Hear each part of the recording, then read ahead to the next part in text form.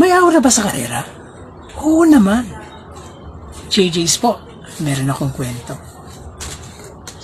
2019 Resorts World Manila Charity Run or Run With Me X 2019. Excited ako kasi nalaman ko kasali rin pala yung crush ko.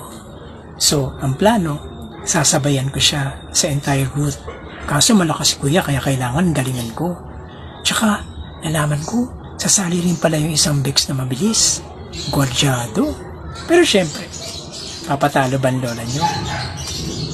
So, 32 kilometers yung race. By 20 kilometers, may signs na nanghihina yung isang lola. And by 25 kilometers, wala na siya. Kaya sabi ko sa sarili ko, girl, it's your time to shine. Pero ang ending, hindi rin kami nagkausap ni kuya. Kasi sadyang mas mabilis siya sa akin. Pero nagulat ako dahil pagdating ko sa finish line, natapos ko yung 32 kilometers in just 3 hours. Amazing! So, anong natutunan ko sa race na to? Na, oo, mahalaga na may training ka. Pero mahalaga rin na may motivation ka. Motivation is the key. Take it from me. Bye-bye.